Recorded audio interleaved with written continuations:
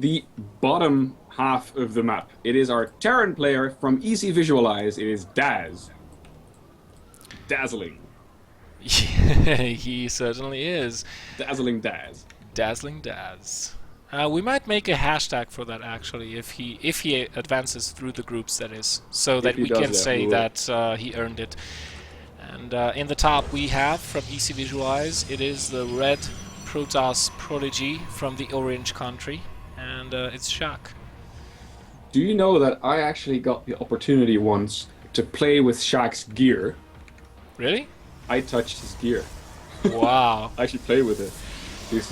We were at the Spring Invitational. We're gonna do some after-hours arcade gaming, and Sjaak let me play some snipers, arcade sniper thing game on his gear. So oh, I think I actually saw that. That's the sort of like a capture the flag sort of game where you have snipers on both teams with different abilities. Exactly. It's a fun game, but yeah, Harston was way too good at it. Oh yeah, I saw that one. Yeah. I did kill him once or twice though. Got to give you that. Yeah, that's true. But it was very fun to watch, especially since sometimes a guy would come with a microphone, towards one of the players, and you would hear the team talk. It reminded me of spectating Formula One races, when sometimes you hear the pilot's radio, the communication between the pilot and the crew back in the cockpit. So. All right, hey, I've got good news. It's shout out time again. So this time this gonna be hard to pronounce though. I'm gonna try.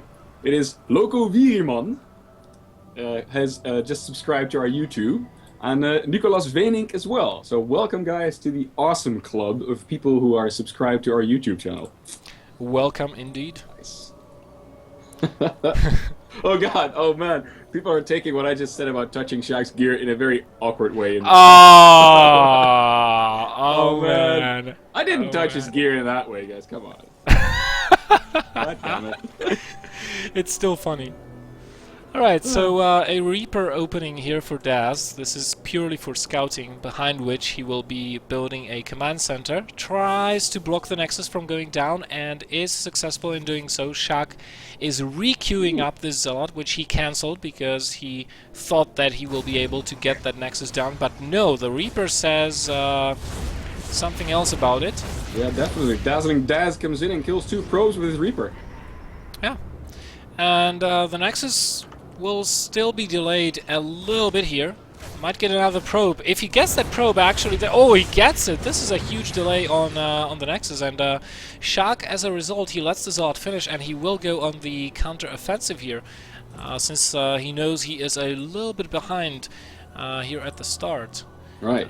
Do you think because these guys are teammates that they've played each other often and maybe know what they're gonna do? Oh yeah, definitely. Right. And Polar Knight, this is a map that we are seeing for the first time today, and some people may look at this map and go, oh, that's a huge distance from one base to another.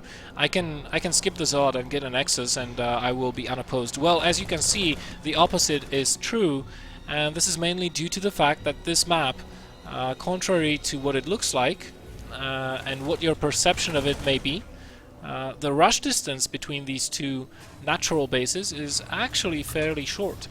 I think the only map that has a quicker rush distance in the competition right now would be Habitation Station, where the distance is even shorter.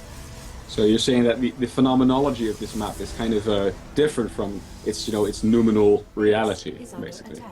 I have no idea what you just said, but I have to agree. Alright, sometimes philosophy slips in. Wow. Yeah, I know you studied that, actually. So both players get a very good scout off of one another. The third barracks has not been scouted, though, by Sjaak, so he might underprepare for a potential push. He is getting another Stalker. That's a third one in succession there. Very quick gases, which kind of indicates, at least to me, that he's going to go for quick Templars. He does have the +1 armor queued up, and he's making a bunch of observers. which is really important on this map specifically because of the way you can abuse drops as a Terran player. You can come from all sides, you can station your units below the minerals behind the natural base.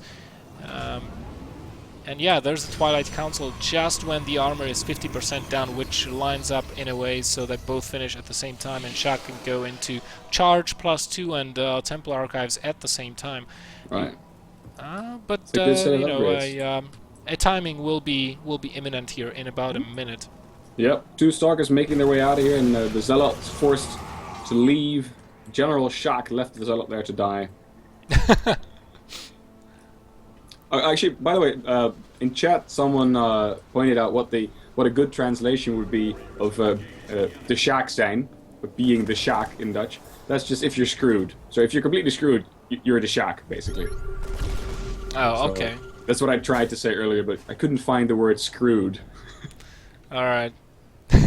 That's a fairly good explanation. So, here's something interesting. We are seeing a War Prism being built, so we might see a Storm Drop here.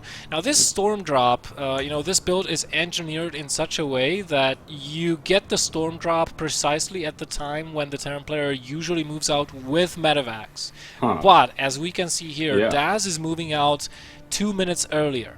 Daz is like screw convention. Yeah. Sjaak convention, that's what he says. And goes attack Sjaak. But he hopes Sjaak to be the Sjaak. Yeah, he definitely does hope. 2 additional cannons here. They're going to be focused down really quickly. Mothership Core goes down instantly.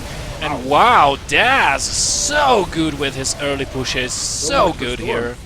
An instant GG from Sjaak. Wow.